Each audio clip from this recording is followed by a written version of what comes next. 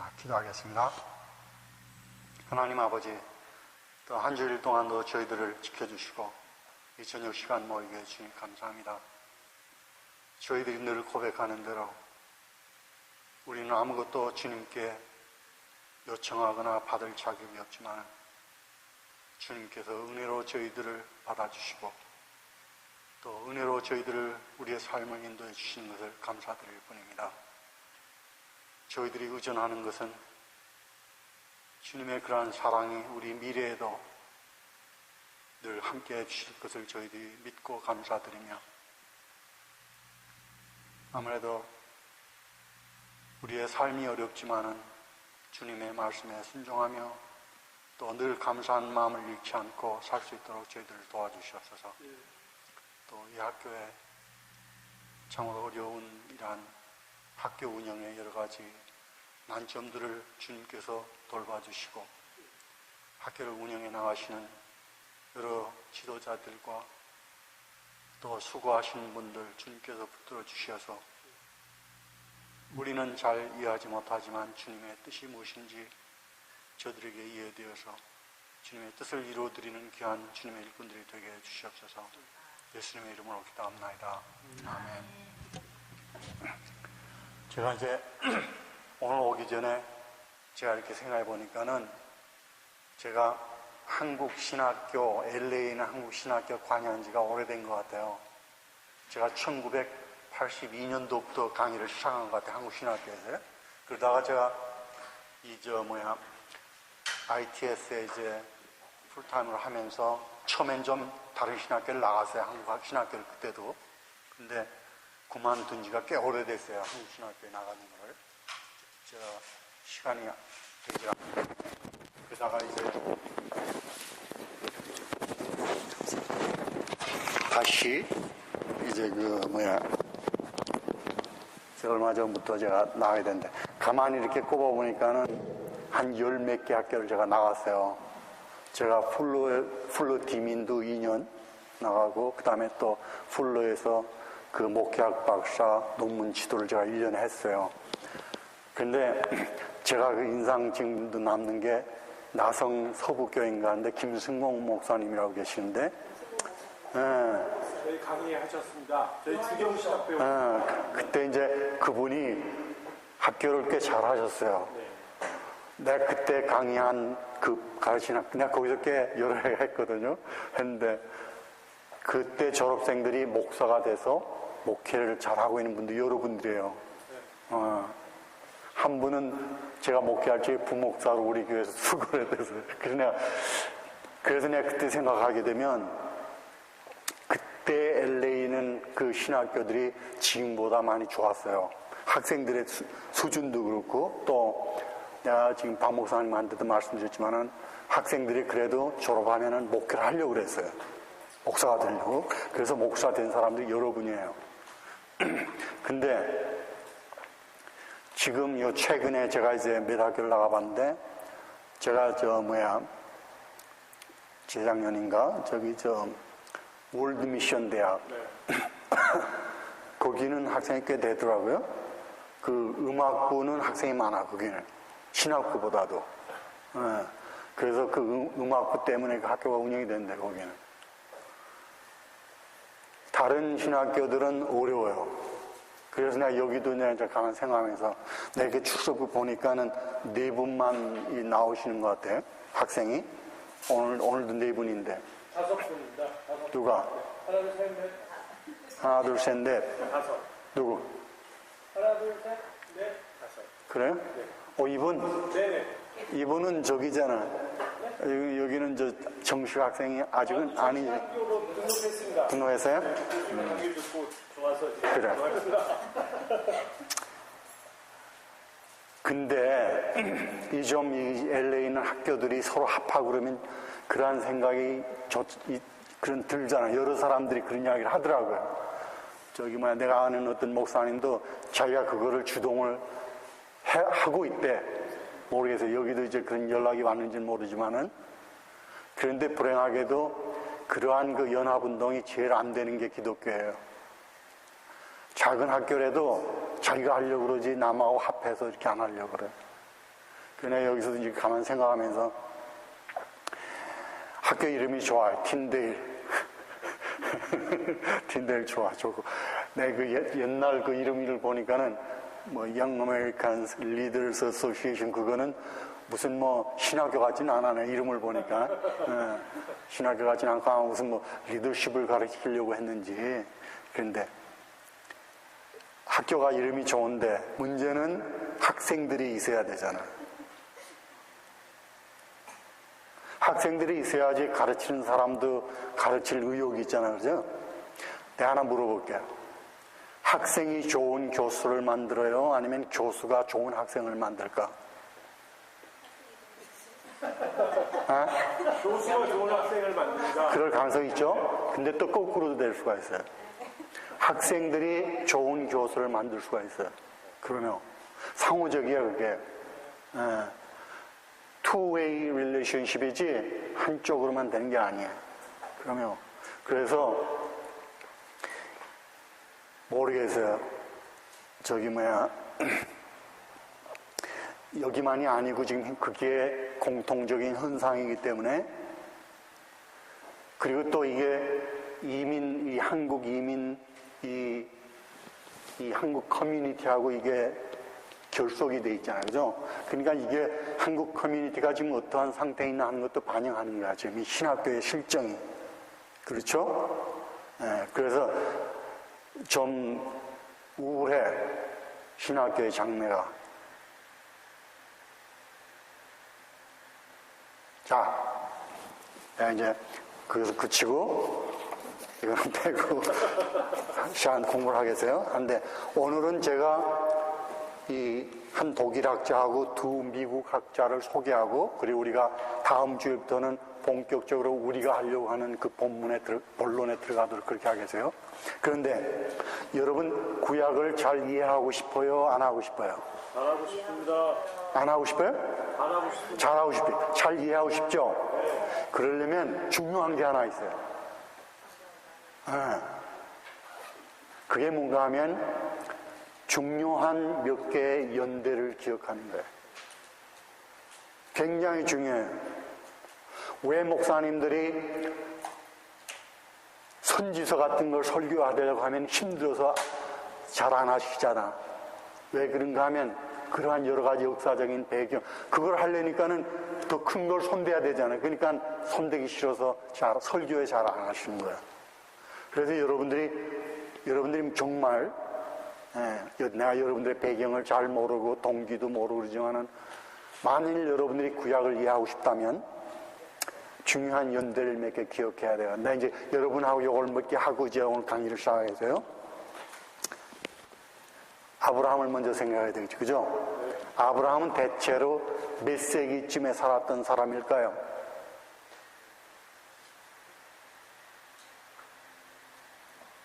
우리 확실히 모르지만 21세기, 20세기 사람이라고 보여주거든요. 21세기에서 20세기 BC. 꽤 오래된 사람이, 그죠? 그러니까는 4,000년 전에. 그죠? 그 다음에 중요한 사람, 우리 모세를 생각해야 되겠죠. 그죠?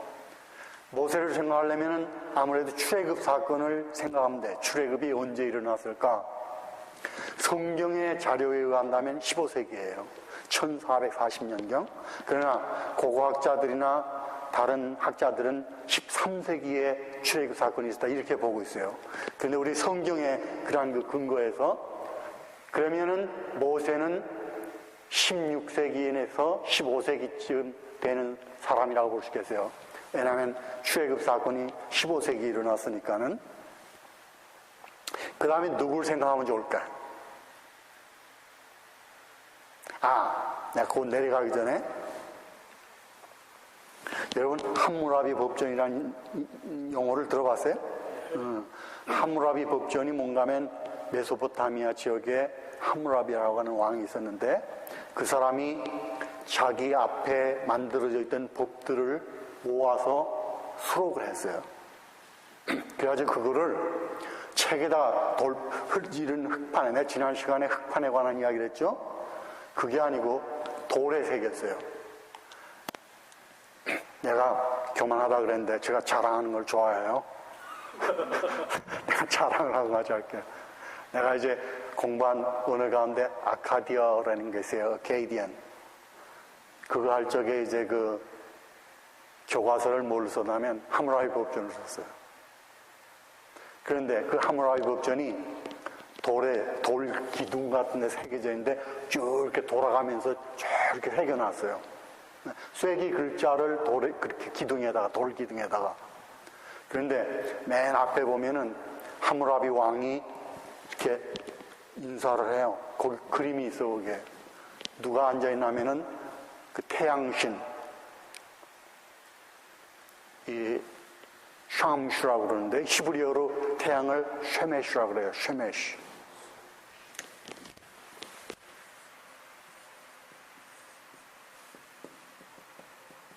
여러분 삼손이라는 이름 알죠? 삼손.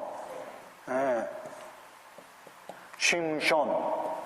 그러면은 이 태양이라는 단어가 들어가 있잖아요. 이름 속에. 그쵸? 예, 요 끝에 요거는 작다는 그런 의미가 있어요. 작은 태양. 하나 더 재밌는 거는, 이제 태양 이름이 나왔으니까, 삼손의 신세를 망친 여자 이름이 뭐예요?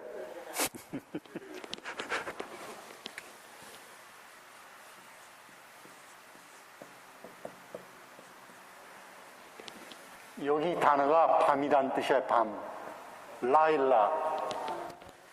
이게 우연 같지가 않지? 밤이 태양을 잠깐 멸망시켰지. 그러나 결국 태양이 다시 나오긴 나왔잖아요.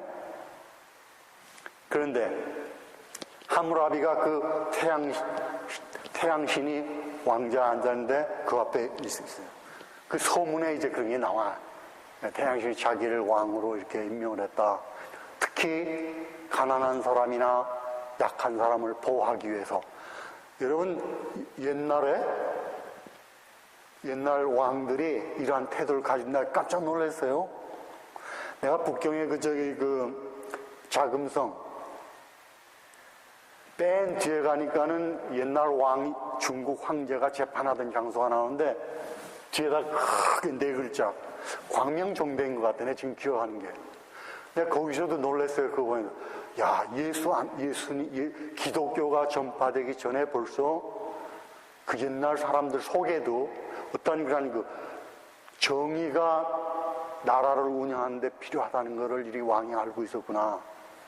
다만 이제 그걸 실천을 못했겠지. 아마 알긴 알았지만은. 자, 그 다음에 내려가서 기억할 사람이 누군가면 다윗왕이에요. 다윗왕. 왜냐하면 그 사이는 여러분이 이제 계산할 수 있어요. 예? 왜냐하면 여기서 그 다음에 여호수아가 나오고 사사신 나오고 그랬으니까는. 여러분 다윗은 기억하기가 쉬워요. 천년이라고 보면 돼요. BC 천년. 천년에서 왕 노릇을 40년 했으니까는 960년까지 한 1, 2년 차이가 나지만 대체적으로 이렇게 기억하면 돼요. 그죠? 그 다음에 여러분 솔로몬 알죠? 솔로몬 왕 노릇 몇 년 했어요? 40년. 그러니까 여기서 곧 빼면 되잖아요. 그죠? 960년에서 한 920년까지.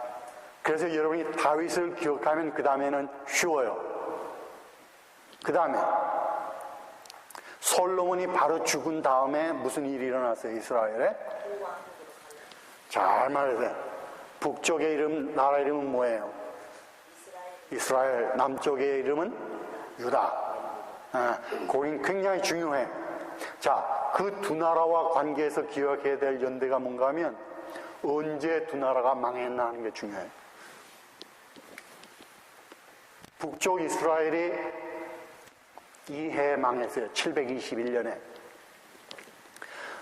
이스라엘을 멸망시킨 나라가 누구였어요? 아수르. 우리말로 아수르지, 그죠? 시리아.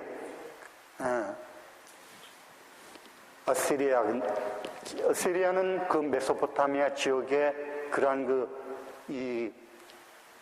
소위 말하는 제국을 오랫동안 하여튼 아주 강한 나라였어요. 그 다음에 남쪽은 언제 망했어요? 남쪽은 586년 BC. 남쪽 유다는 누가 멸망시켰어요? 바벨론. 자매님 성함이 어떻게 되세요? 박민아 씨. 고마워요. 바벨론과 이 연합군이, 바벨론 혼자가 아니고 바벨론과 연합군이 아수르를 멸망시켰어요. 612년에. 그러니까 요 사이에 멸망이 되고, 그 다음에 바벨론이 아주 강성하게 돼가지고 이렇게 됐어요. 요 두 연대 기억하는 게 굉장히 필요해요. 굉장히 필요해요. 그 다음에 이 포로로 잡혀갔던 사람들을 돌아가게 한 왕이 하나 있었죠. 고레스 왕이라고. 고레스 왕은 어느 나라 왕이에요? 바사. 우리가 소위 퍼시아라고 하는 나라죠. 그 나라가 바벨론을 또 멸망시켰어요. 그러니까 역사가 이 나라가 이걸 하고 또 다음 나라하고 그렇게 돼. 여기에 따라서 이스라엘도 많이 변하곤 했어요. 539년에 고레스 왕이 명령을 내렸어요. 자기는 나라 정책을 바꿔서 전에 다른 그 바벨론이나 아수르는 포로들을 멸망시킨 나라의 포로들을 잡아갔지만 자기는 그렇게 안 한다. 그래서 모든 포로로 잡혀간 나라 사람들을 돌려보냈는데 이스라엘 사람들도 돌려보냈어요. 그래서 이 사람들이 돌아와서 제2의 성전을 지었어요. 그걸 소위 우리가 제2 성전, Second Temple Period라고 그래가지고 제2 성전 시대라고 그렇게 불려요.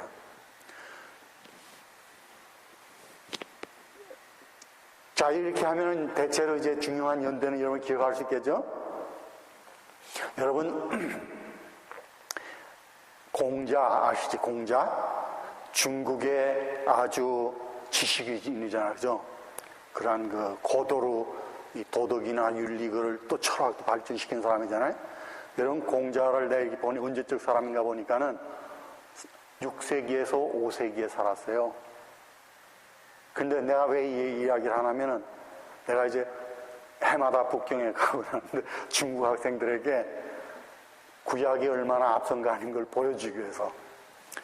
여러분, 이스라엘에는 솔몬 왕 때에 지혜 운동이 크게 일어났다고 그랬죠.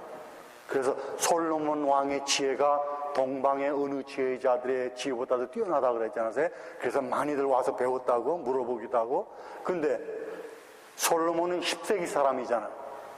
그래서 비교해봐, 중국하고. 공자는 5세기 사람이에요. 중국 학생들이 놀라요. 그 사실 우리가 이렇게 보면은 너무 놀라운 게 뭔가 하면 어느 종교가 이렇게 방대한 기록을 가지고 있어요. 성경, 구약 성경. 그렇잖아요? 정말 놀라워요. 자, 그래서 오늘 내가 이제 먼저 이 연대를 이야기하고 그 다음에 이제 계속해서 강의를 계속 하려고 그래요.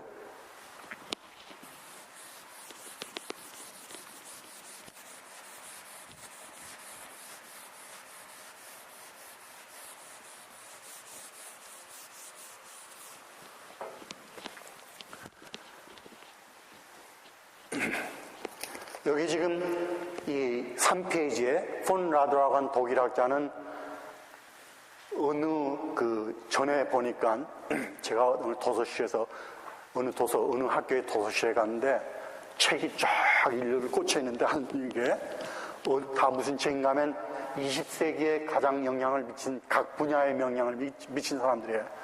과학, 뭐 철학, 음악 뭐 이렇게 해가지고. 근데 신학에 보니까는 이 사람 이름이 적혀 있어요. 이 사람이 콘라드가 20세기에 이 세계 신학에 가장 큰 영향을 미친 사람이라. 그런데 제가 이 사람의 그러한 이 사람이 말한 것 가운데서 우리가 이 사람의 그 신학의 내용이라고 알만한 걸 제가 이야기하려고 그래요. 이 사람이 구약 신학을 쓴데 2권에 걸쳐서 이 아이크로트가 쓴 책하고 이 사람의 두 구약 신학책이 가장 중요한 신학책으로 지금 꼽혀지고 있어요. 지금까지. 그런데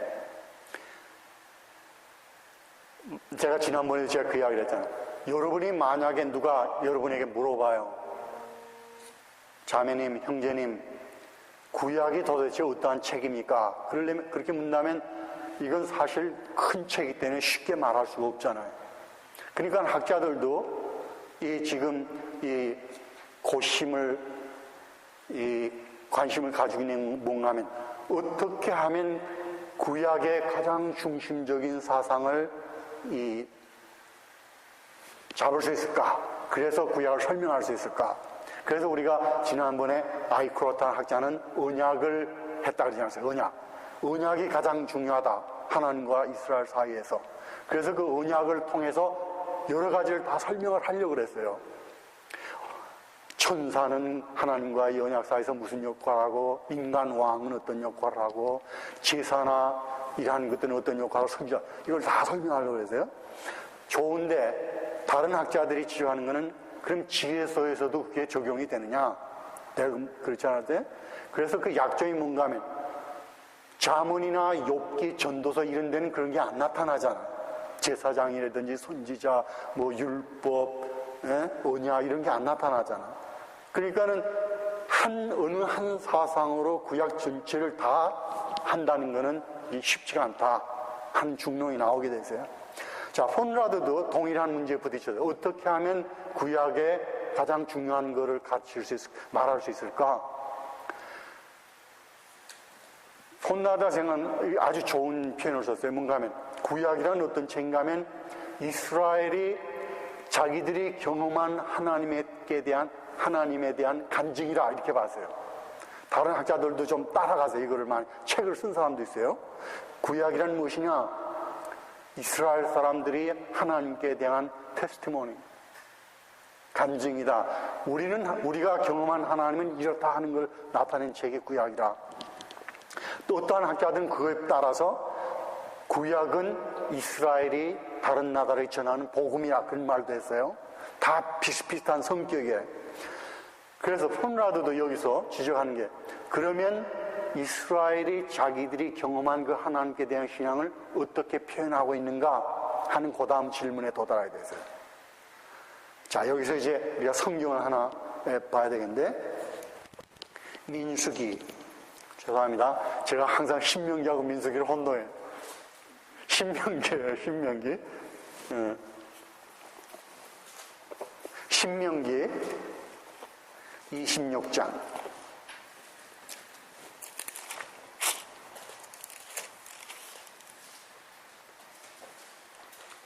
여기 26장은 모세가 하나님께서 모세를 통해서 말씀하시는데 아직 이스라엘 땅에 가나안 땅에 들어가기 전이에요. 그런데 너희들이 그 땅에 들어가서 이 농사를 짓게 될 적에 농부가 어떻게 첫 번 과일을 하나님께 드릴 것인가 하는 것을 그 예배 방법을 가르치는 그러한 장면이에요. 자, 여기 이제 우리 읽어봅시다. 제가 여러분들에게 읽기를 부탁드리겠어요. 우리 1절에서부터 1절, 2절까지 한번 읽어주세요. 26장 1절, 2절.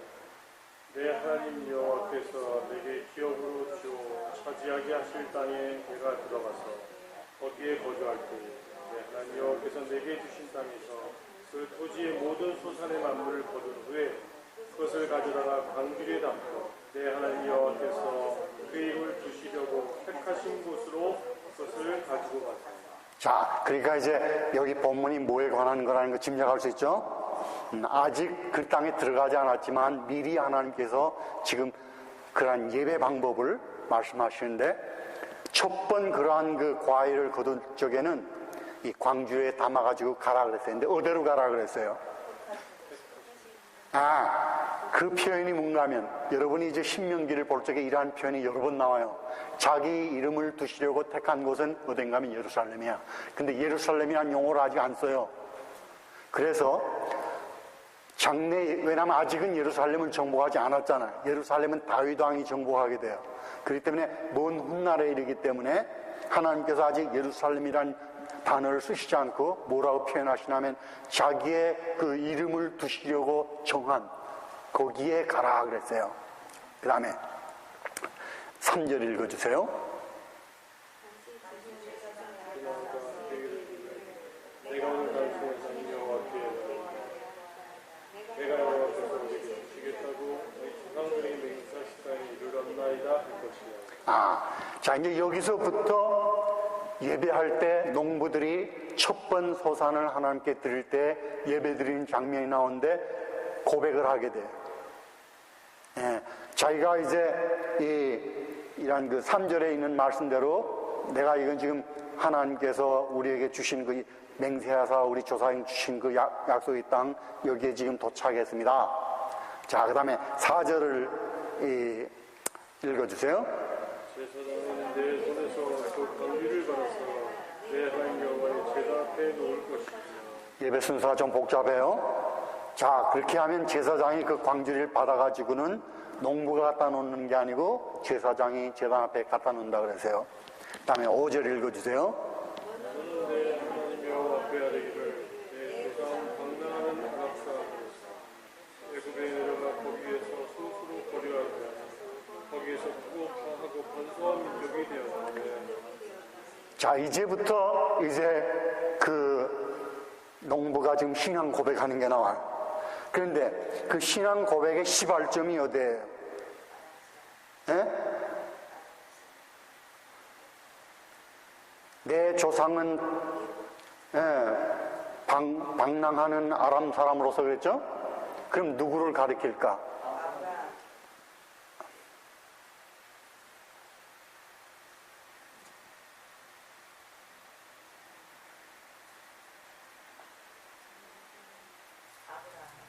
모세.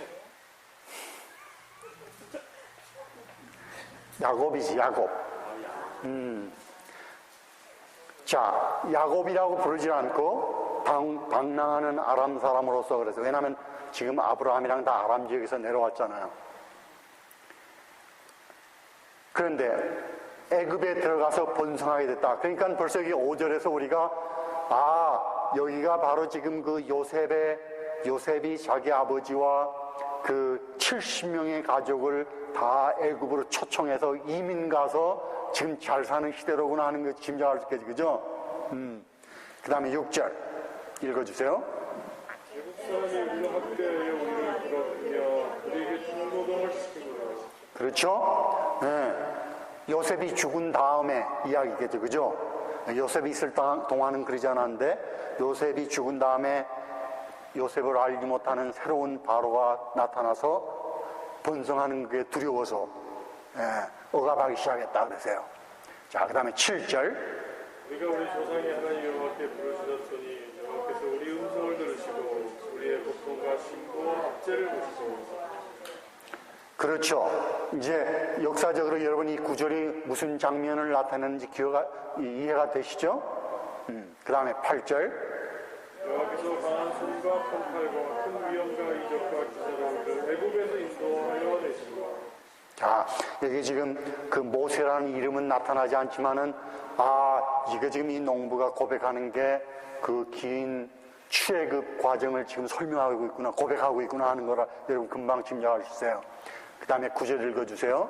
이것을 들어서 이 땅 곧 젖가꿀이 흐르는 땅을 주셨나이다. 자, 여기 지금 이거를 지금 고백할 적에는 아직은 정복이 안 됐지만 이제 정복할 거는 이제 시간 문제이잖아요, 그죠? 그래서 여기 고백 속에 이미 가나안 땅이 정복된 것처럼 나왔어요. 왜냐하면 농부들이 지금 가나안 땅에 가면 이렇게 고백해야 되기 때문에. 그 다음에 10절. 여호와여, 이내 내가 주께서 내게 주신 그 소산의 만물을 가져왔나이다. 나는 것을 내 하나님 여호와 앞에 두고 내 하나님 여호와 앞에 경배할 것이다. 자, 여기가 이제 어떻게 첫 번 소산물을 농부가 하나님께 드리는가 하는 그 법이 나와 있어요. 예배법이.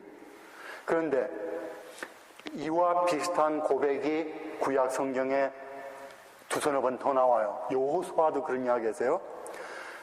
너희 조상 데라가 강 저편에서 우상을 섬기고 뭐 하면서 거기도 비슷하게 이러한 고백이 나와요. 시편도 여러 시편 가운데를 종합해 보면 그러한 고백이 있어요.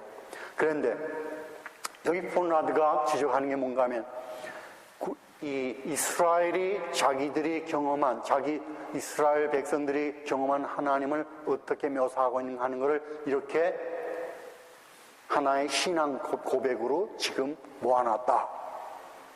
이 사람이 이 학자가 그거를 굉장히 중요하게 생각했어요. 여러분이 이러한 것을 소위 우리가 사도신경 그러면 Apostles' Creed 그러잖아요. 여기도 일종의 그러한 거야 지금. 어떠한 신앙 고백이에요. 그런데 그 신앙 고백의 시작하고 끝이 어딘가 하면 야곱이 애굽에 들어간 데서부터 시작해서 가나안 땅을 정복하고 하나님께서 땅을 분배해서 자기들을 살게 해주셨다는 거기까지야. 그러니까 이게 어떠한 면에서 볼 적에 아주 정말 잘 조직이 된 고백이라고 볼 수 있겠죠. 그거 정말 멋있다. 어떻게 이스라엘 사람들이 애굽에 내려갔는가 하는 거기에서부터 땅을 주셔서 우리가 이렇게 지금 잘 살고 있습니다 하는 거. 이거를 백성들이 다 고백하게 되면 이게 얼마나 짧게 하나님을 경험한 그 신앙을 고백하는 표현이 되겠어요. 그래서 포나드가 어떻게 지적했냐면 사실 오경이 그리고 여호수아서까지가 이러한 신조를 고백하는 긴 내용이다.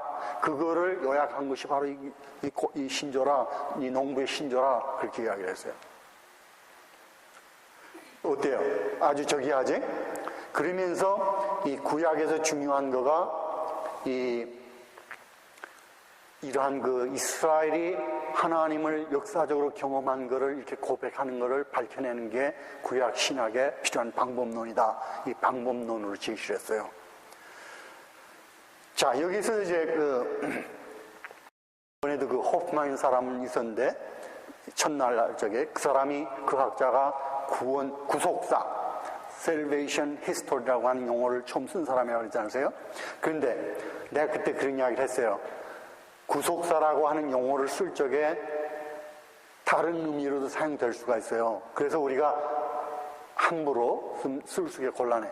사실 여러분 우리가 쓰는 단어들의 용어를 여러분 알고 쓰는 거하고 알지 못하고 그냥 쓸 적이 많죠? 그 조심해야 돼. 그러면 난 아주 좀 유치하지만 기독교인들의 이런 거 물어봐. 당신이 기도할 때 당신 기도를 듣는 분이 누구입니까? 누구에게 기도합니까? 어떤 사람들은 상관이 없대. 그러나 여러분 우리가 성부 하나님께 기도하잖아. 그죠? 예수님을 통해서. 그런데 Dear Lord 그렇게 하고는 저 사람 지금 누구에게 기도하는 거야? Dear Lord 그랬으면은 하나님. 모르겠어 난. 그러니까 어떠한 기독교인들은 기도할 적에 자기의 기도의 대상이 누구인가 하는 거 별로 관심을 안 갖는 것 같아. 그런데 만약 여러분들이 기도할 적에 제일 첫 번에 여러분이 사용한 그 단어를 한 다음에 한번 생각해봐. 내가 지금 하나님을 어떻게 지금 불렀나 하는 게, 그렇죠? 굉장히 중요해. 내가 지금 그러한 거에 대해서 내가 시간을 소비하지 않으려고 그래요. 여러분이 글을 쓰는지 뭐 할 적에 그러한 것 또한 용어를 쓸 적에 정말 여러분이 그걸 알고 쓰는지 모르고 쓰는지 한번 생각해봐요. 모르고 그럴 경우가 많이 있어요. 그런데 우리가 구속사라고 말할 적에도 조심스럽게 말을 해야 돼요. 내가 구속사라는 단어를 쓸 적에 어떻게 지금 이해하고 쓰는가? 그 호프만이라는 학자는 그러지 않았어요? 인류 역사가 광대하지만은 결국 인류 역사란 무엇인가? 성삼위 하나님께서 어떻게 역사 속에 나타나셨나 하는 거가 그 인류 역사의 의미를 부여한다 그랬어요.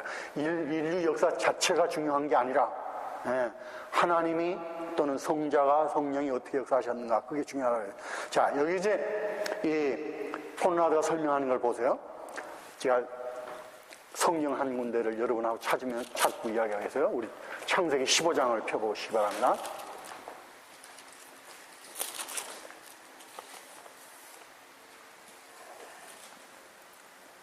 창세기 15장. 여러분, 창세기 15장이 어떤 장인지 아시죠? 하나님께서 밤에 아브라함을 밖으로 부르셨죠? 그리고는 하늘의 별을 세보라 그랬어요. 그리고 만약에 누가 하늘의 별을 셀 수 있다면 네 자손을 셀 것이다.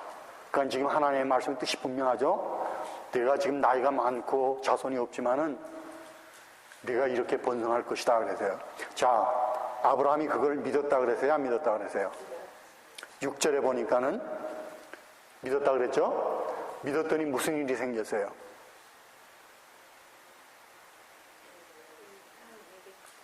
뭐가 생겼죠? 무슨 일이 일어났어요? 6절 밖으로 나가지 말고 6절에만.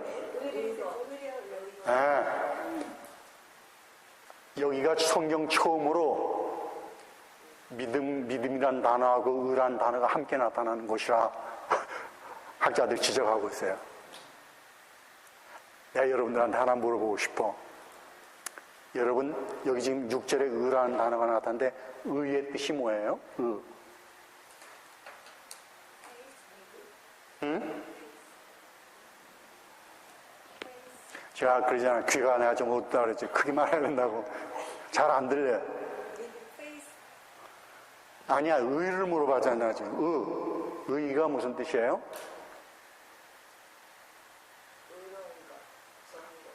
그렇게 말하면 의미가 없어요. 여러분, 창세기 38장이 무슨 이야기인가 하면 유다와 다말의 이야기가 나와요. 여러분 아시지?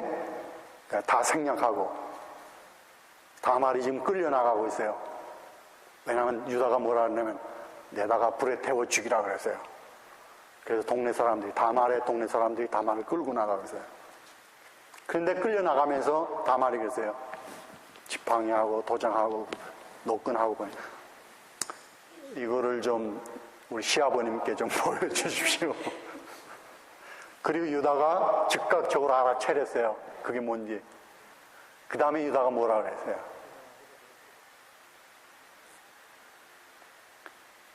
그녀는 나보다 의롭다 그랬어요. 여러분, 지금 유다는, 죄송합니다, 다말은 지금 불의하기 때문에 죽임을 당하려고 하잖아요. 남편이 죽었는데 어떻게 임신이 됐어요? 미망인이. 그러니까 이제 동네 사람들이 간음했다 해서 죽이려고 하잖아요. 지금 사실 그 사형 언도를 누가 내렸냐면 시아버지가 내렸어요. 유다가. 그런데 유다가 알아차렸어요. 무슨 일이 일어나는지. 그리고는 그녀는 나보다 의롭다 그랬어요. 자, 여기에 대해서 구약학자들이 질문하기를, 그렇다면 의란 무슨 뜻이냐? 이렇게 질문하게 됐어요. 또 요엘서에 보면, 요엘서 2장에 하나님께서 이스라엘 사람들에게 너희들이 만약 순종하고 내 말을 지킨다면 내가 비를, 우리 쉽게 표현하면 의로운 비를 내리겠다, 너희들에게. 그랬어요. 여러분, 의로운 비란 어떠한 게 의로운 비일까? 자, 그래서 구약학자들이 구약에서 말하는 의란 무슨 뜻인가? 특히 그 다말의 경우에서 이걸 생각하게 돼서. 자, 여러분, 다말이 왜 이러한 행동을 취했을까요? 외로워서? 그렇지. 첫 남편이 아이를 낳지 못하고 죽었잖아요. 그래서 법에 따라서, 풍습에 따라서 시아버지가 둘째 아들하고 결혼시켰는데 고의적으로 둘째 아들이 임신을 피했어요. 그래서 그 사람도 하나님께 벌받아 죽었다 그러세요. 자, 셋째 아들이 장성했는데 유다가 무서워서 결혼시키지 않았다 그랬어요. 그러니까 지금 다말은 왜 이 행동을 취했냐면 자기가 첫 남편에 대한 자기의 의무를 수행하기 위해서. 그래서 그의 학자들이 설명한 게 의란 무슨 뜻인가? 물론 여러 가지 선한 일을 하는 것도 의지만은 의의 기본적인 뜻은 어떠한 나와 다른 사람과의 의무 속에서 관계 속에서 생겨난 의무를 수행하는 것이라 이렇게 해서요. 자, 그럼 돌아가서 그 요엘서도 마찬가지야. 하나님께서 비를 의를 따라서 주신다 그랬는데, 그럼 그 의로운 비란 무슨 용례의 비예요? 비와 땅과의 관계에서 의로운 비가 존재하겠지, 그죠? 땅이 요구할 때 또 요구하는 만큼 내리는 게 의로운 비 있잖아. 여기 지금 요즘 우리는 지금 저 캘리포니아는 반대 지금 없지만은 비가 안 와서 지금 오늘 좀 오긴 왔는데 많이 안 와서 지금 걱정이지만, 자, 그러니까 여기 15장 창세기 15장 6절에서 아브라함이 뭘 믿었냐면은 사실 어려운 걸 믿었지, 그죠? 자기 지금 아들도 없는데 야, 내 후손이 하늘의 별처럼 저렇게 많아져? 내가 전에 IT에서 이 강의를 하는데 칼텍 나온 학생이 하나 있었어요. 중국 학생인데 미국에서 태어난. 이 녀석이 과학자인데 나한테 그래. Dr. Kim, 그러더니 우리가 눈으로 셀 수 있는 별은 6,000개 정도밖에 안 됩니다. 과학자가 나한테 그러는 거야. 그러니까 말하는 거 조심해야 되겠어, 진짜 사람들 앞에서. 물론 그 하나님께서 지금 그런 의미로 말씀하신 건 아니죠. 네. 자, 이 아브라함이 그 하나님이 그 하신 말씀을 믿었더니 하나님께서 그걸 뭐로 간주하셨다고 그러세요? 의로. 그러니까는 제가 지금 설명한 그걸로 해석한다면 무슨 뜻이야? 그렇지. 아브라함이 하나님께 대한 자기의 의무를 수행했다고 봐야 되겠지. 즉, 아브라함은 자기가 할 수 있는 최선을 했어요. 그게 뭡니까? 믿는 거지. 근데 여기서 그치지 않고 사도 바울이 아마 이걸 인용한 것 같아요. 로마서에서. 그러면서 보라, 아브라함이 어떻게 의로워졌느냐? 믿음으로 그렇게 되지 않았느냐? 그래서 구약에 대한 그 의의 개념을 사도 바울이 로마서에 적용을 해요. 아, 그러니까 이게 몰라요. 여러분, 예수 믿는 사람들이 말쟁이이기 때문에 나도 조심해야 돼요. 그러나 여기서 이렇게 말할 수 있을 것 같아. 사도 바울이 지금 믿음으로만 의롭게 된다고 이렇게 말할 적에 만약에 구약의 의미를 부여한다면 우리가 다른 어떠한 행동이나 뭘 드린다거나 이러한 걸로는 나와 하나님과의 관계에서 나오는 의무를 수행할 수 없다. 아무것도 하나님을 기쁘시게 해드릴 수 없다. 오직 한 가지, 그분을 믿어드리는 것. 그것만이 내가 하나님께 해야 될 그 의무의 유일한 길이라, 그런 뜻이라고도 볼 수 있겠죠. 그죠? 자, 이렇게 하니까는 하나님께서, 그리고 곧 날이 어두워졌어요. 그때 하나님께서 모든 짐승을 절반으로 쪼개서 벌려놓으라. 새들은 그렇게 할 필요 없다. 그리고 횃불이 지나갔다 그랬죠. 여기 지금 이러한 모든 현상들이 언약을 맺는 그러한 그 과정이라고 보고 있어요. 여러분, 히브리어로 언약을 맺는다 할 적에 무슨 동사를 쓰냐면은 카라트라는 동사를 쓰는데 이거는 자른다는 뜻이에요. 카라트 베리트 그러면은 언약을 자르다 하는 뜻이 되잖아요. 근데 해석은 언약을 맺다 그래야 돼. 그래서 이게 아마도 그 에레미야에서 그런 게 나오는데, 이야기 한 절이 나오는데, 아마도 옛날에 쌍방이 언약을 맺을 적에 송아지나 염소나 가운데 놓고 아마 죽인 걸로, 자른 걸로 해석이 돼요. 그래서 만약에 어느 한쪽이 이 언약을 파기한다면 이렇게 죽임을 당한다 하는 걸 나타내기 위해서, 그래서 자른다라고 하는 동사가 언약을 할 적에는 언약을 자르다 그러지 않고 언약을 맺는다 이렇게 돼요. 그런데 여기 지금 그러한 그 언약을 맺는 그러한 지금 현상으로 여러 짐승들을 죽였는데 하나님의 횃불이 지나갔다 그러세요. 여기 지금 13절 그리고 14절을 읽어주세요. 이제 너는 반드시 알라. 내 자손이 이방에서 되기 400년 동안 내 자손을 들었으니 그들이 섬긴 나를 내가 징벌할지니 그 후에 내 자손이 큰 재물을 두고 나오리라. 자, 여기서 이제 하나님께서 여기 지금 400년으로 돼 있지만은 이거는 대략 숫자로 봐야 되겠어요. 정확하게는 430년이죠. 이스라엘 사람들이 애굽에 가서 430년을 있게 되는데 왜 이 기간 동안 이스라엘 사람들이 애굽에서 머물러야 될까? 이 기간을 여기 그 의미가 나와 있어요. 왜 그래야 되는지.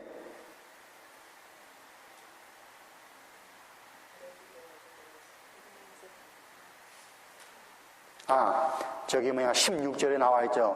아모리 사람들의 죄가 가득 차지 아니하리라. 그래. 그러니까 여기 지금 그 의미가 있어요. 왜 하나님이 특별하게 430년의 기간을 그렇게 정하셨는가? 그냥 맹목적이 아니라 의미가 있는데 그거는 지금 그 가나안 땅에 살고 있는 사람들의 죄가 아직 차지 않았기 때문에 여러분 구약에서는 죄가 추상적인 그런 용어가 아니에요.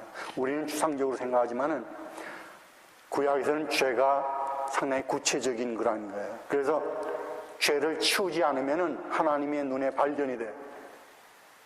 그래서 죄를 치워야 돼. 어떻게? 예를 들면 염소가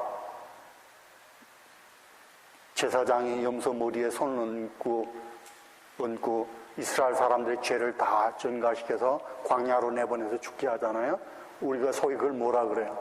속죄양이라 그러지. 속죄양. 죄를 지고 가는 거야. 그리고 우리도 마찬가지예요. 구약에서는 마치 내가 범죄하면 안 보이는 것 같지만 내 주변에 죄가 많이 쌓이는 것을 보게 돼. 그러니까 하나님께서 피련코 발견하셔요. 이러한 걸 없애야 되는데 여기 지금 그 가나안 땅, 이스라엘 사람들이 들어갈 가나안 땅의 그 원주민들의 죄가 아직은 하나님이 보시는 그 분량에 차지하기 때문에 그래서 430년의 기간을 정하세요. 자, 여기서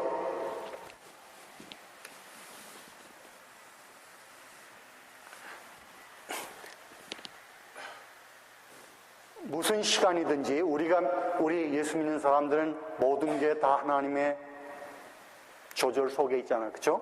그런데 성경 속에서 또 특별히 하나님께서 특정한 부분을 더 다시 말씀하시는데 이게 지금 이해가 되겠어요. 지금 아브라함에게 뭐라고 말씀하시냐면 네 자손들이 광야에 애굽에 들어가서 430년 동안 종노를 하다가 나오게 될 것이다. 그러잖아요.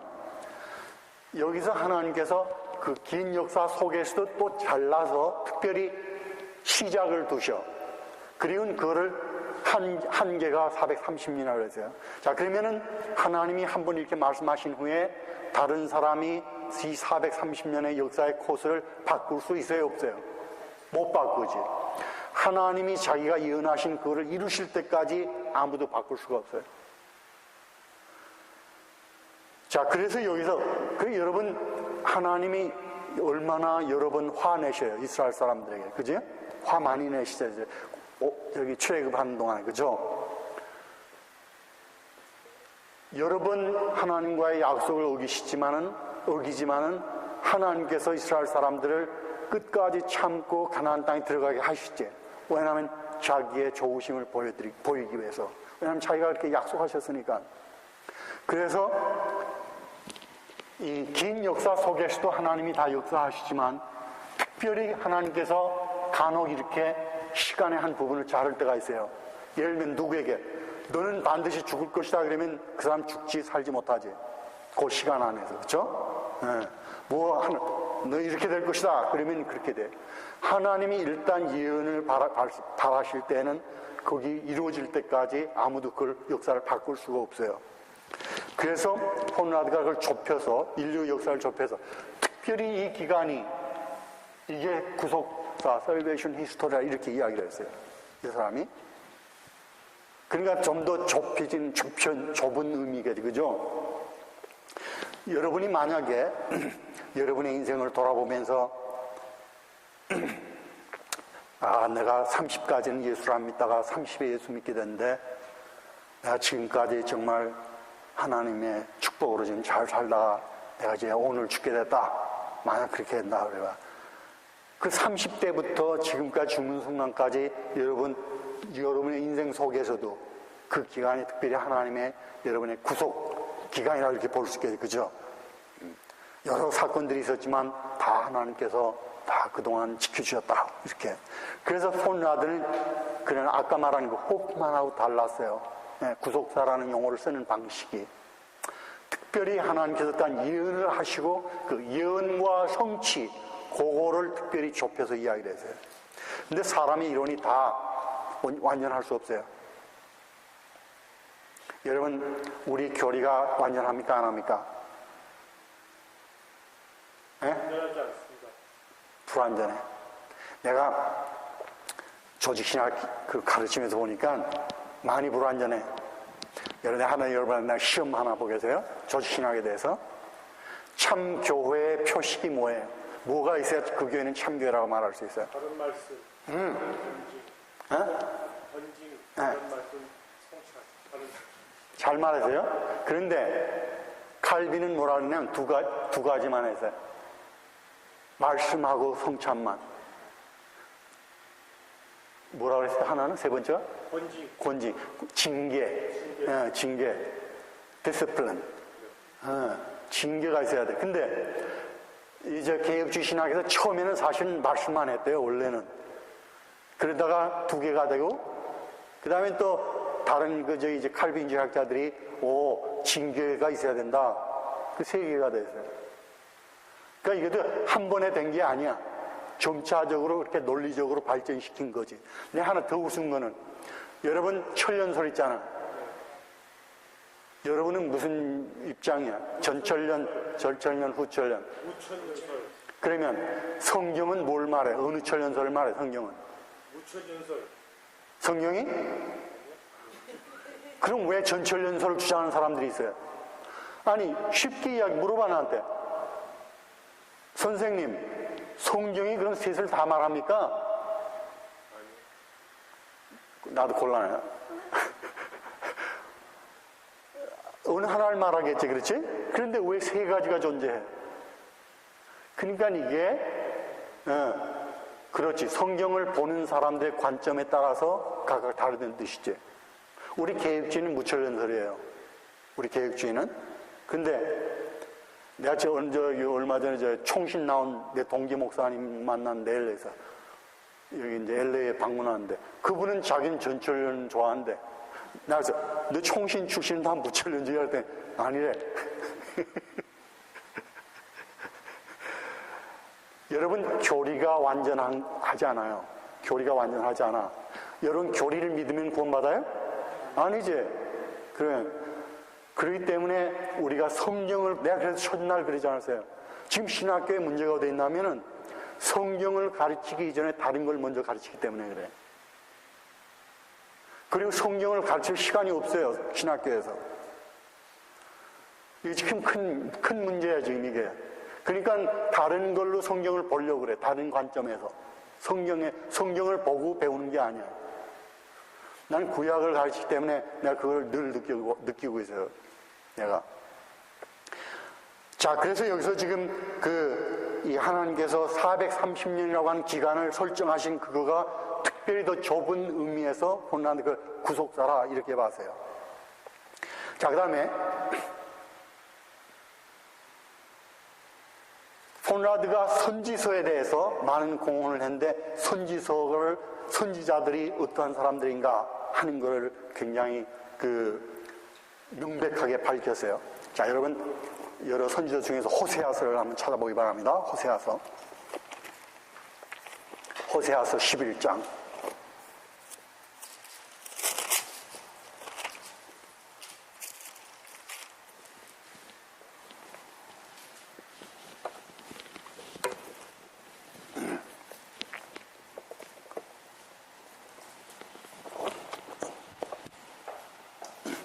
됐어요? 됐습니다.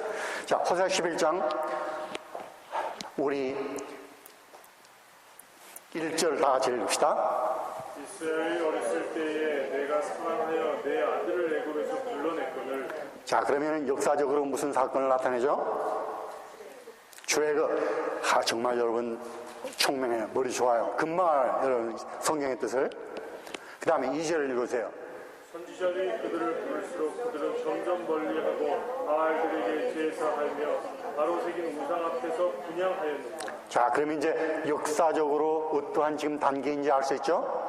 이스라엘 사람들이 출애굽해서 가나안 땅에 좋은 땅에 들어와 사는데 무슨 현상이 벌어졌냐면 가나안의 우상들을 섬기게 되세요. 그 다음에 3절. 그러나 내가 에브라임에게 걸음을 가르치고 내 칼로 안았음에도 내가 그들을 고치는 줄을 그들은 알지 못하였다.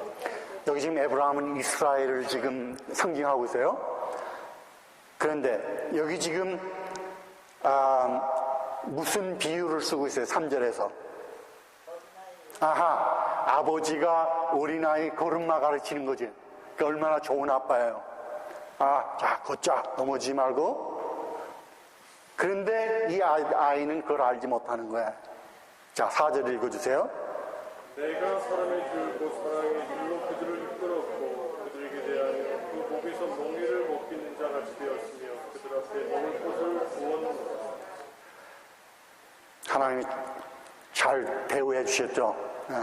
제가 뜻을 모르기 때문에 넘어가겠어요.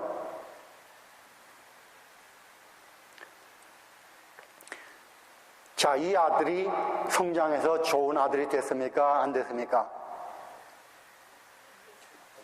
안 됐죠?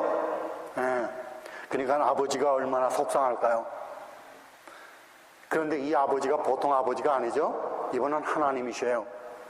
그러니까 이 아버지가 뭘 계획하시냐면은 이 아들을 벌줘야 되겠다. 내가 이 녀석을 애굽에서 데리고 나와서 내 아들을 삼고 걸음도 걷지 못할 때 내가 걸음을 가르쳤는데도 그것도 알지 못하고 오히려 내가 부르면 부를수록 선지자를 통해서 부르면 부를수록 더 멀리 가는구나.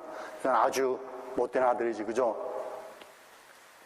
그래서 이 하나님께서 6절에서 이 칼로 멸망시킬 거를 분노해서 말씀하시죠, 그죠? 그런데 그 다음에는 이제 조금 이따 계속하겠어요. 자, 여기서 지금 우리가 볼 수 있는 게 뭔가 하면 호세아가 선지자로서 지금 메시지를 전하는데 뭘 사용하나 하면 이스라엘의 역사를 사용하잖아요. 오경에 있는 역사를. 자기가 꾸며낸 게 아니죠. 자기가 꾸며낸 이야기가 아니에요. 그래서 지금 포르라드가 지적하는 게 뭔가 하면 많은 선지자들이 이미 있는 그런 특별히 그 오경의 근거에서 하나님의 메시지 예언을 하고 있다 하는 걸 지적을 했어요. 그래서 여기서 지금 호세아도 그 출애굽 사건 이후에 있었던 그러한 긴 기간에 이스라엘의 불순종한 것을 아주 잘 나타냈어요. 여러분 누가복음 15장에 무슨 이야기가 있는가 아시죠? 탕자의 이야기 있죠. 탕자의 이야기는 아버지의 관점에서 이야기가 자세하게 전개됩니까? 아니면 그 아들의 관점에서 전개됩니까? 아들의 입장이지. 그 탕자가 왜 아버지께 돌아오기로 결심했어요? 굶어 죽지 않기 위해서지. 그래서 나는 아버지의 아들이 아니래도 좋습니다. 일꾼의 하나로 써주십시오. 솔직한 심정이겠지. 우선 살아야 되겠으니까.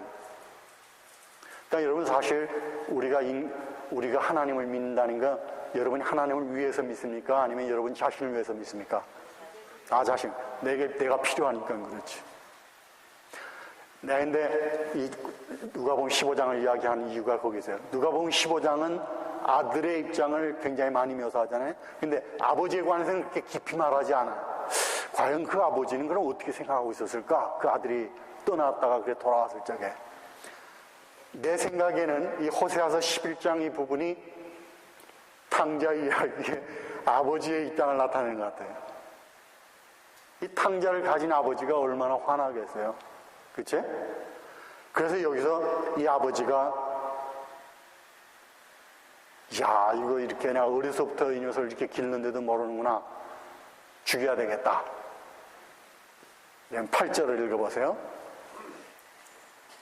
에브라임이여 내가 어찌 너를 높이느냐 이스라엘이여 내가 어찌 너를 버리겠느냐 내가 어찌 너를 아담같이 하겠느냐 土地のすごいがすぎる내 마음이 내 속에서 돌이키며 나의 국률이 온전히 불붙듯 하노라. 이 아버지가 화가 났었는데 아주 극도로 화가 났겠죠. 그런데 갑자기 아버지의 마음이 바뀌었어요. 여기 8절에 보니까 여기 아드마와 스보임은 이 창세기에 나오는 그런 소돔과 고모라가 망할 때 같이 망한 도시들이라고 여겨지고 있어요. 그러니까 소돔과 고모라나 비슷하다는 표현이에요. 그렇게 멸망시키려고. 근데 어떻게 내가 너를 그렇게 멸망시킬 수 있겠느냐. 여러분, 이 아버지 마음이 왜 바뀌었어요? 우리는 모르지. 왜냐하면 성경이 말씀하고 있지 않으니까. 그런데 하나님이, 나는 하나님이지 사람이 아니다, 그렇게 말씀하시면서 이 못된 아들을 그래도 죽이지 않고 내가 어떻게 너를 멸망시킬 수 있겠느냐. 자, 그러니까 선지자들이 하나님의 메시지의 말씀을 전할 때 지금 호나데 지적하는 거는 이러한 그 오경에 나오는 그런 그 역사에 근거해가지고 거기에 근거해서 그런 역사를 해석하면서 이렇게 그 메시지를 전하고 있다. 굉장히 중요한 그런 그 이야기를 했어요. 그리고 그뿐만이 아니에요. 뭔가 하면 이 선지자들이 이스라엘을 책망하면서 선지자들은 이 뭐를 보게 되냐면은 하나님이 과연 이러한 그 이스라엘 심판하신 것 그 이후에 무엇을 하실까 하는 것을 예견을 해요.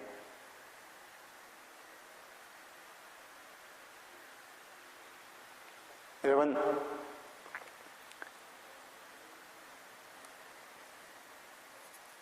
이사야서 40장 잘 아시지? 이사야 40장이 어떻게 시작해요? 처음이 위로하라 위로하라. 예루살렘에 선포해서 그 죄악이 2배나 다 갚아지고 모든 죄가 용서했다. 이 선지자들이 뭘 보게 되냐면 심판으로 이스라엘 역사가 그치는 게 아니고 그 심판 후에 뭐가 있냐면 일단 새로운 시작이 또 있다, 이렇게 보고 있어요. 그러니까 마치 우리가 눈으로 보이지 않는 지평선을 바라보고 끝이 있는 것처럼 말하지만 선지자들은 그렇게 보지 않고 그 끝 다음에 새로운 시작이 있다는 걸 이야기를 해요. 여러분이 호세아의 가정 이야기를 잘 아시죠? 호세아가 어떠한 여자하고 결혼했는데 자기가 정한 여자가 아니죠. 하나님이 정한 여자였어요. 그러니까 이 결혼이 좋은 결혼이 아니겠지? 왜냐하면 자기가 선택한 여자가 아니니까. 그런데 이 여자가 남편하고 살면서 아이를 낳았는데 이제 내 해석이 좀 첨가되는 거예요. 호세가 보니까 자기 아들이 아닌 것 같아. 처음에 아들 낳고 두 번째 딸 낳고 세 번째는 또 아들 낳았어요. 그러니 점점 이상해. 첫 번째 아들을 낳을 적에 하나님이 이름을 주신데 이스라엘이라고 하라. 이스라엘은 그 예후가 아합의 가족을 멸살시킨 아주 피를 흘린 지역이에요. 그래서 불길한 이름이야, 이스라엘. 그런데 두 번째 아이를 낳았는데 딸 낳았어요. 근데 뭐라 그래요, 이름을? 로루하마.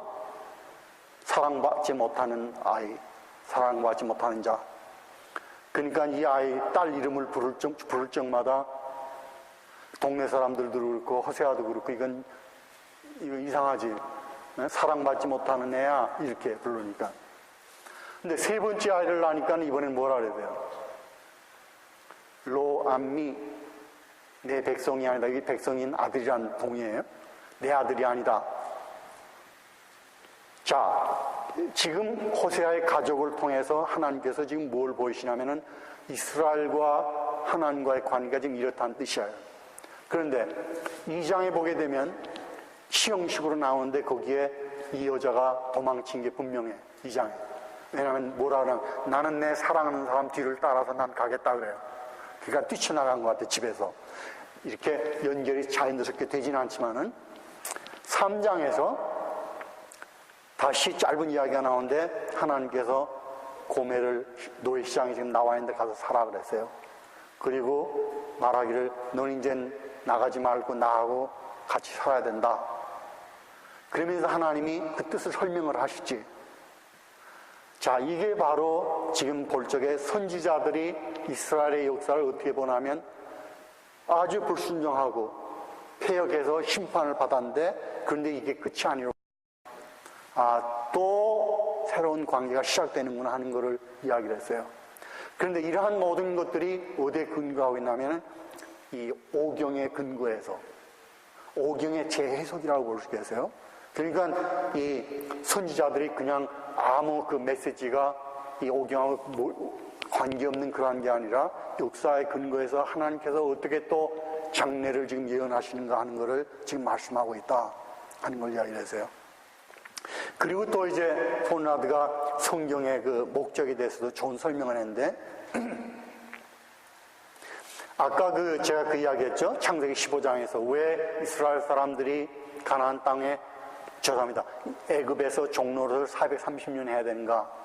이거는 어떤 그냥 단순한 기간이 아니라 특별한 어떤 목적을 이루기 위해서인 거는 거죠. 예. 그동안에 그 기간 동안에 가나안 땅의 사람들이 죄를 충분히 그 분량의 한계에 도달하게 범하기 때문에 그걸 징벌하기 위해서 하나님 이스라엘을 사용하시는 거예요. 그 사람들을 징벌하시기 위해서. 여러분, 왜 아까 여기 그랬지? 이스라엘을 아수르가 멸망시켰다 그랬죠? 그런데 아수르를 하나님께서 뭘로 사용하셨어요? 이사야에 의하면은 그렇지 방망이죠, 그죠? 왜 다른 나라 아니고 하나님이 아수르를 사용하셔서 그렇게 하셨을까? 하나님이 이스라엘 볼주기 위해서 그렇죠? 자, 그러면 내가 지금 말하려고 하는 게 내가 다른 이야기 하나 할게. 전에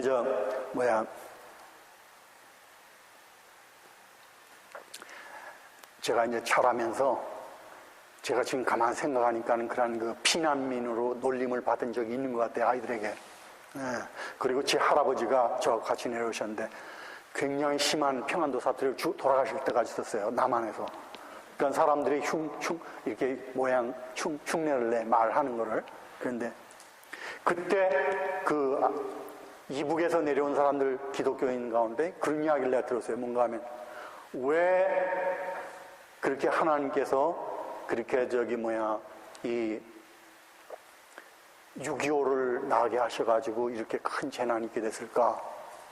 그 이유는 기독교가 먼저 북한에 들어왔는데 북한 사람들이 남한에 전도를 하지 않기 때문에 전쟁을 통해서 내보내신 거다. 내가 지금 말하려고 하는 그거야. 뭔가 하면 여러분이 우리가 어떠한 사건을 볼 적에 하나님과 관련해서 해석하는 게 자연스럽지. 그게 기독교인의 태도지, 그죠? 문제는 내가 모르기 때문에 그 문제지. 사실 우리는 모든 우리 역사나 내 생활 속에서 이런 사건들을 이해하려고 노력해야 되겠지. 왜 하나님이 이렇게 하시는가 하는 걸 노력하려고 해야 되겠죠? 여러분, 목사가 신방 가서 제일 어려운 게 뭔가 하면은, 예를 들면 초상집에 위로하기가 힘들잖아요. 예를 들어 어느 부모가 자식을 잃었다고 가정해봐요. 어떻게 그걸 위로할 수 있게 돼? 목사가 알면은 자신있게 위로할 수 있지. 하나님이 이러이러한 뜻을 이루기 위해서 이런 참 불행한 일이 일어났었지만 참으십시오, 견디십시오, 이렇게 할 수 있잖아요. 그러나 목사는 그걸 잘 알 수가 없어요.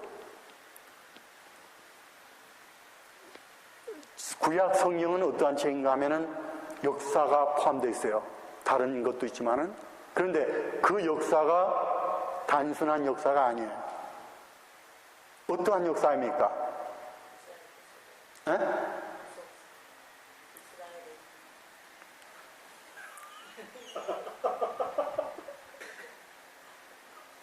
여러분은 그 용어를 잘 모르면서 쓰고 있다니까?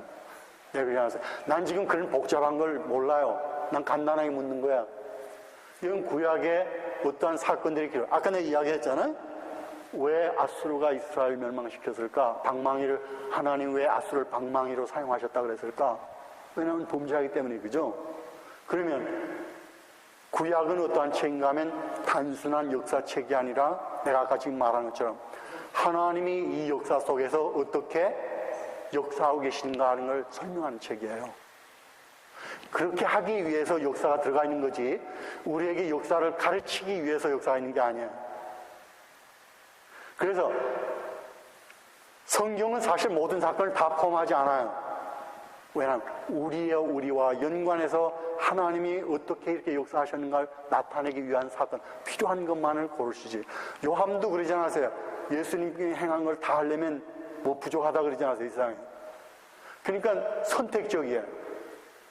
어떠한 특별히 우리들 위해서 그러한 그 예수님이 하신 행적을 설명하는지, 아니면 구약 같으면 하나님이 이 사건 속에서 어떻게 역사하신가 하는 걸 나타내기 위한 것이죠.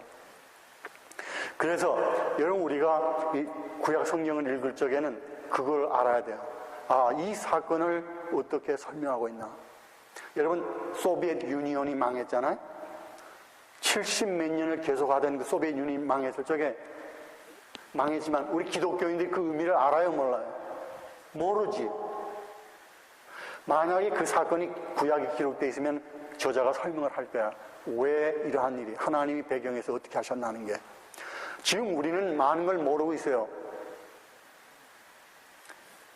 이 아모스가 그런 이야기에 어느 동네는 비가 오고 어느 동네는 비가 오지 않는데도 사람들이 그걸 모른다고. 선지자는 알아요. 왜 한 동네는 비가 오는데 한 동네는 비가 오지 않나. 그래서 물론 우리가 지금 영적으로 노력하려고 하지만 우리가 한계가 있어요. 우리는, 그쵸? 목사님이라 그래도 목사님이 모든 일을 다 바르게 해석하기 힘들잖아요. 그죠? 영적으로 해석하기가. 할 수만 있다면 좋은 일이지. 아, 왜 지금 국제정세가 이렇게 되고 있을까? 이러한 걸 해석할 수 있다면 하나님이 지금 이 속에서 어떻게 지금 역사하고 계신가? 자, 그래서 폰 라드가 보는 그 성경의 목적은 그거예요. 아, 어떻게 하나님께서 이러한 역사적인 사건 속에서 어떻게 역사하고 계신가 하는 걸, 그 사람들이 알지 못하는 배후에 있는 이야기를 설명하는 것이다. 그 다음에 또 하나는, 이것도 굉장히 중요해요. 여러분, 우리가 교회에서 설교할 적에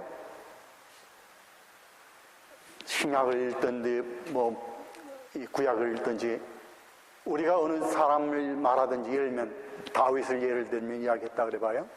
아, 다윗이 옛날에 몇천 년 전에 살았던 사람으로 있던 일입니다. 이렇게 그치지 않죠? 다윗을 나에게 적용시키잖아요. 또 사도 바울을 나에게 적용시키지. 모세도 나에게 적용시켜요. 무슨 말인가 하면 성경에 있는 모든 이야기들, 인물들이 나에게 무슨 의미가 있을 수가 있어요. 그러니까 설교가 되지, 그렇지 않으면 설교 될 수가 없지. 그러면 그냥 죽은 역사만을 이야기할 뿐이지, 그렇죠? 그러니까 항상 이 성경에 있는 이야기들이 살아서 내 당대, 나에게, 내 생활에 어떻게 적용이 되는 게 있어야 돼. 그게 성경의 성격이에요. 그래서 우리가 성경을 읽어요. 그렇죠? 그 말씀이 지금 나에게 연결이 되기 때문에, 필요하기 때문에, 그게 나에게 지금 주신 말씀이기 때문에, 수천 년 전의 이야기지만, 그래서 성경은 항상 옛날에 있던 사건이 그걸로 그친 것이 아니라 다시 반복될 것을 말씀하고 있어요. 그래서 여러분, 이사야서 43장을 펴보세요. 예를 하나 들어보겠어요?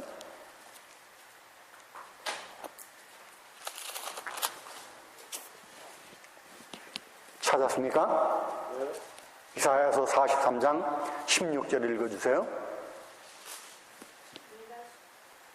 한 소리로. 여호와가 이같이 말하노라. 바다 가운데 길을, 큰 물 가운데 지름길을 내고. 그 다음에 17절. 병거와 말과 군대의 용사를 이끌어내어 그들이 일시에 엎드려져 일어나지 못하고 소멸하기를 꺼져가는 흙불 같게 되었노라. 자, 16절, 17절은 무슨 이야기를 지금, 무슨 사건을 배경으로 삼고 있습니까? 그렇죠. 홍해를 하나님께서 능력으로 가르시고 이스라엘 군대를 멸망시킨 걸 말씀하시죠? 출애굽 사건이죠. 그죠? 자, 18절 읽어주세요. 너희는 이전 일을 기억하지 말며 옛날 일을 생각하지 말라. 자, 16절, 17절과 연결해서 18절을 해석한다면 이전 것을 기억지 말고 옛날 걸 생각하지 말라 하는 건 지금 무슨 뜻이에요?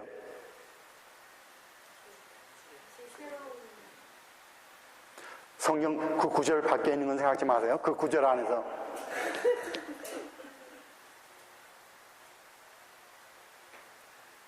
지금 우리가 3절만 읽었어요. 16에서 18절까지. 응?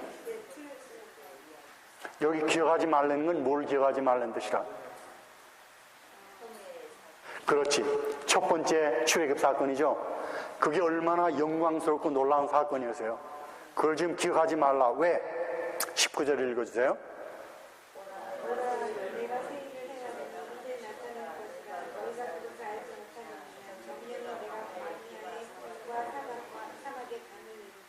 그렇죠. 지금 하나님께서 새로운 걸 하시려고 하기 때문에 너희들 첫 번 그 출애굽 때 하나님이 얼마나 영광스러우시고 얼마나 능력을 나타내셨느냐. 근데 하나님 말씀 너희들 그거 잊어버려라. 왜? 내가 더 놀라운 일을 하려고 하기 때문에.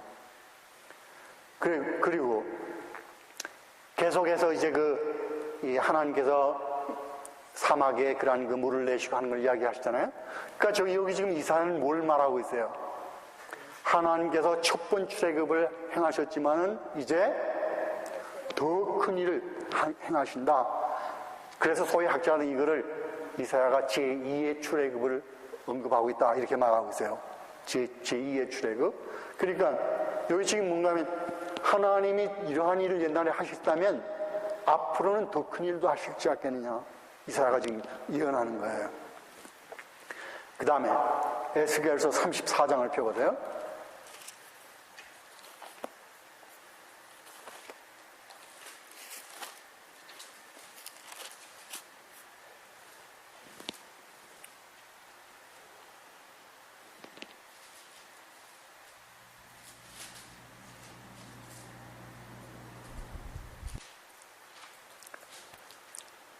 에스겔 34장 찾았습니까? 여기 지금 34장은 어떤 장면인가 하면 인간 목자들이 양들을 못 돌봐요. 여기 지금 인간 목자란 이스라엘 지도자들이에요. 이 사람들이 양들을 돌보지 않아요. 그래서 여러분이 34장 앞부분에 보게 되면 양들이 병들고 길을 잃고 약하고 그런데도 다 돌보지 않고 나서 양들이 다 죽게 됐다. 그리고 하나님께서 내가 그래서 이 목자들을 다 없애고 내가 직접 이 양들을 내가 돌보겠다. 그렇게 말씀하셔요. 자, 그런데 여기 내려가서 22절 읽어주시기 바랍니다.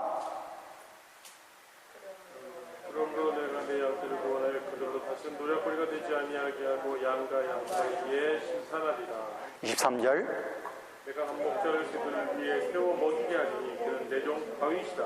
그가 그들을 먹이고 그들의 목자가 될지라. 그리고 계속해서 읽으세요. 나 여호와는 그들이 하나님 되고 내 종 다윗은 그들 중에 왕이 되리라. 나 여호와의 말입니다.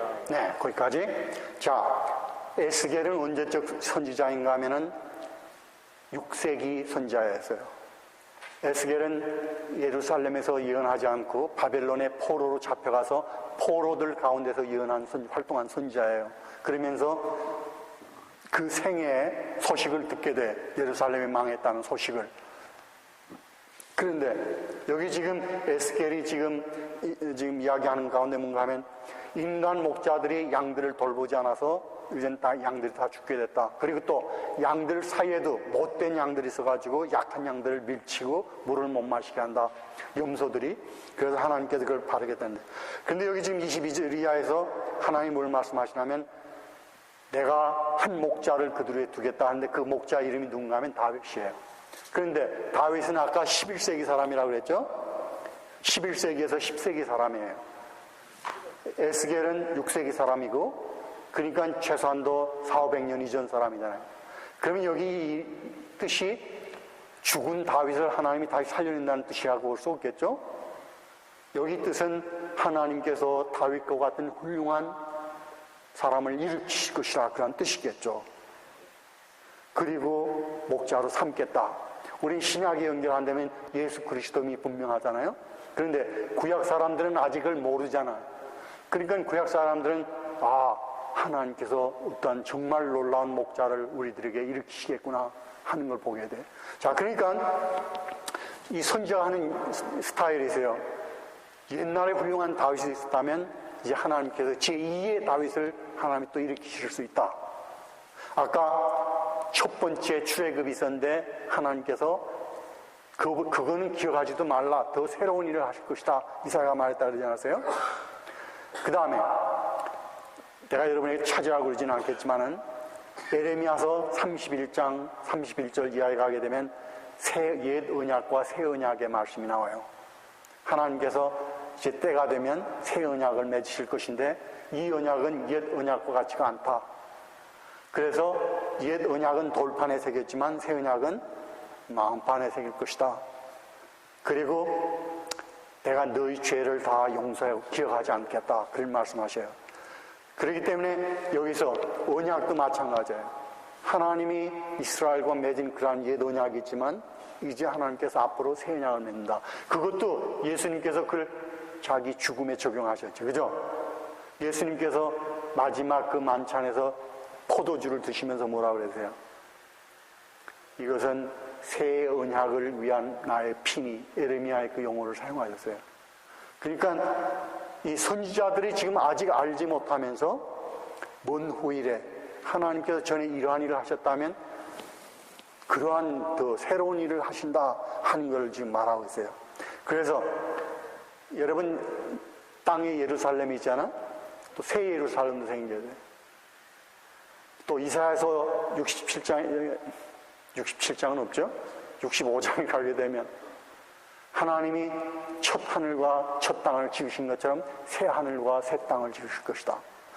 모든 게 하나님께서 옛날에 하신 일을 일종의 그 유형적으로 보시면서 앞으로 더 진짜를 하실 것이다 하는 걸 말씀하세요. 그거를 이 포르나드가 지적해서 선지자들이 이렇게 하나님의 메시지를 이해했다 하는 거를. 자, 그 다음에 몇 분 안 남았는데 이 미국 학자 가운데 차일드라고 하는 이 학자가 있었어요. 이 사람은 어떠한 방법론을, 구약의 신학의 방법론을 사용했냐면은 구약을 이해하기 위해서는 이러한 그 경전적인 접근을 시도해야 된다. 이 경전적인 접근이란 어떤 뜻인가 하면은 지금 성경이, 신구약 성경이 우리에게 주어졌는데 이거는 단순한 책이 아니라 이 믿는 사람들의 신앙을 인도하는 경전으로 주어진 것이다. 자, 이 학자는 독일 학자, 이 사람이 독일 가서 공부를 했어요. 그래서 독일 학자들의 경향을 잘 알아요. 그런데 이 독일 학자들은 성경의 배경을 굉장히 깊이 분석을 하는데 이 사람은 그러한 게 가능하지만 우리가 보는 성경은 하나님께서 우리들에게 이러한 그 신앙의 이러한 지표를 위해서 주신 거기 때문에 우리가 경전으로 받아들여야 된다. 자, 제 예를 하나 들어보겠어요. 우리 지난번에 창세기 1장에서 하나님을 호칭할 적에 엘로힘이라고 그랬다 그랬죠? 그 다음에 2장과 3장에서는 뭐라 그랬어요? 여호와 하나님. 그 다음에 4장에서는 여호와가 나오게 돼요. 그때 이제 제가 그 벨하우젠의 이야기를 하지 않았어요? 그건 이제 받아들여지지 않는데 그 사람은 그거를 이게 각각 다른 그 소스들에서 왔다. 그런데 경전주의는 어떻게 보냐면 왜 성경이 이렇게 할까 하는 것을 성경의 입장에서 보게 돼요. 그래서 이렇게 해석할 수가 있대요. 1장에서 하나님을 엘로힘이라고 부르다 그러지 않았어요? 엘로힘은 하나님의 성함이 아니에요. 이건 보통 명사이지 신이라는 뜻이야. 신이 우주를 창조했다. 그런데 2장에서 여호와 하나님이 그렇게 나오잖아요.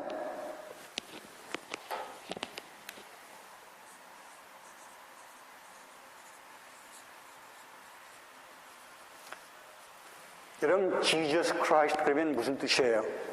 예수 그리스도.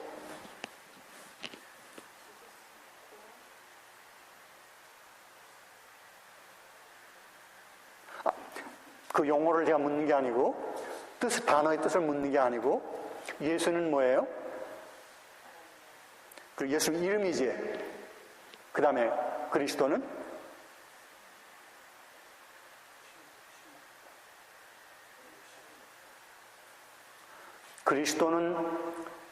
그리그로 히브리어의 메시아를 번역한 거라 그랬어요. 기름 부음 받은 자. 그러니까는 이건 무슨 뜻인가 하면 예수 메시아 그런 뜻, 또는 예수 그 기름 부음 받은 분 그 뜻이 되겠죠. 그러면은 왜 우리가 이 두 용어를 함께 쓰나 하면은 예수님을 밝히기 위해서지. 아, 예수님은 누구신가? 메시아시다 하는 걸 밝히기 위해서. 자, 그래서 그 아까 창세기 2장과 3장에서도 왜 구약에서 흔히 쓰여지지 않는 여호와 하나님이란 두 단어를 함께 쓸까? 왜냐하면 지금 하나님은 1장에 소개가 됐는데 누군가 하면 세상을 창조하신 분, 그 창조하신 신이 누구냐 하는 걸 밝히기 위해서라. 그러니까 좋은 해석이잖아요. 아, 그거 그럴듯하다. 그런데 4장에서는 여호와만 쓰이게 돼. 왜냐하면 이제는 그게 밝혀졌기 때문에.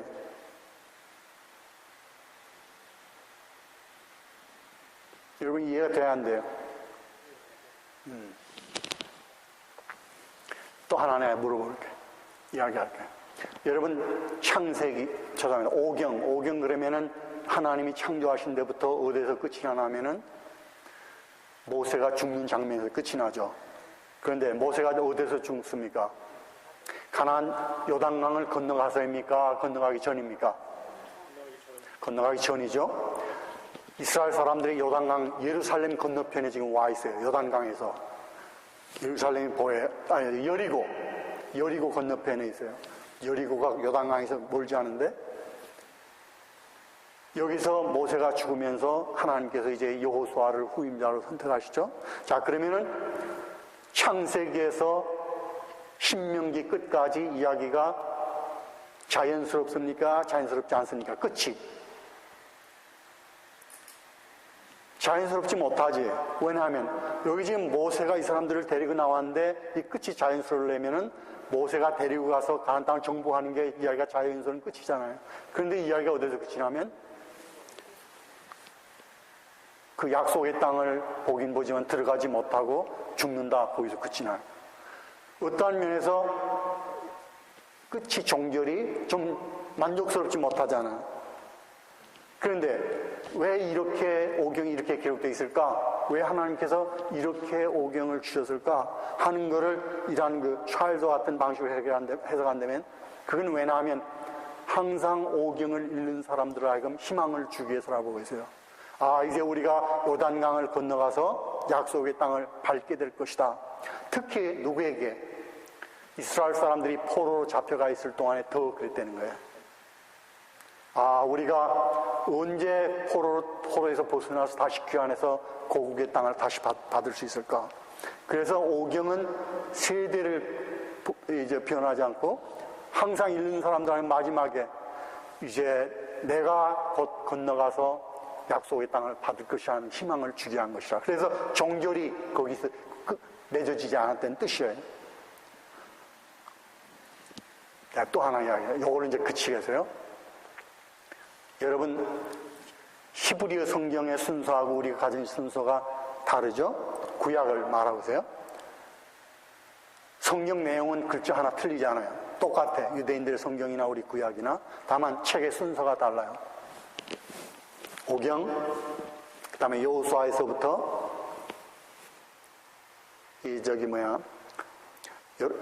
열왕기하까지. 그 다음에 뭐가 나오냐면은 뭐가 나와요? 그 다음에 이사야서가 나와요. 선지서가 나와요.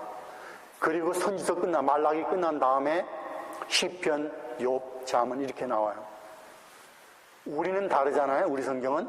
우리는 이 선지서가 어디 뒤에 나오냐면은 욥, 시편, 잠언 다음에 선지서에 나가서 구약 성경의 마지막이잖아요. 우리 성경이 어디하고 순서가 같은가 하면 70인역하고 똑같아요. 그런데 왜 초대교회 지도자들이 이 교회의 성경을 완성시킬 적에 왜 히브리어 성경의 순서를 따르지 않고 그 순서를 따랐을까? 그래서 선지서를 왜 마지막에 갖다 놨을까? 히브리어에서는 이 선지서가 성문서 앞에 가는데 왜 성문서 뒤에 선지서를 갖다 놨을까? 여기 지금 찰스가 이 학자와 같은 견해는 그거예요.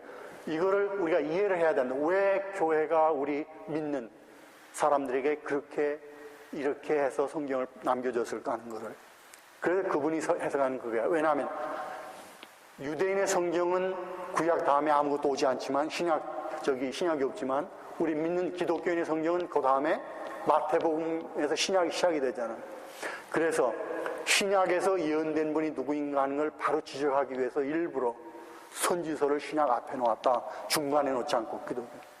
그러니까 이러한 것들이 다 이러한 왜 성경이 하나님께서 성경을 이렇게 우리에게 주셨는가 하는 것을 설명하기 위해서요. 그래서 근데 어제 웨스트민스터의 구약 교수 한 사람이 그랬어요. 그 사람이 이제 무슨 책을 썼냐면 주석을 리뷰하는 것을 주석을 소개하는. 그런데 이 찰스가 무슨 주석을 썼냐면 출애굽기 주석을 썼어요. 근데 그 사람이 그 교수가 찰스 밑에서 공부한 사람인데 자기가 보기에는 지금 주석 가운데서 가장 거의 완전한 주석이다 이렇게 평을 했어요. 제일 좋은 주석이라고 출애굽기를. 그런데 그 주석이 어떻게 됐냐면 이 출애굽기 본문을 해석한 다음에 반드시 신약의 의미를 해석을 해놨어요. 신약에서는 그럼 이 구절을 어떻게 해석하는가 하는 거를. 그래서 찰스는 뭐를 강조하냐면은 성경의 해석을 특히 랍비들 그리고 초대 교회 교부들 이러한 사람들이 어떻게 이 본문을 해석하는 걸 굉장히 중요하게 여기고 그리고 신약에서 어떻게 해석하나. 그래서 이 사람이 최근에도 이사야에서 주석을 썼는데 그 다음에 뭘 출판했냐면 초대 교부들이 이사야서를 어떻게 해석하는 걸 따로 또 책을 냈어요. 그래서 굉장히 이분은 지금 강조하는 게 성경 해석을 그러한 교회의 문맥 속에서 해석해야 된다. 특히 신약과의 연결 속에서 그걸 굉장히 강조하고 있어요. 아주 좋은 그런 해석이라고 볼 수 있겠어요. 자, 오늘 여기까지 하겠습니다. 조금 남았는데 요거는 다음에 하고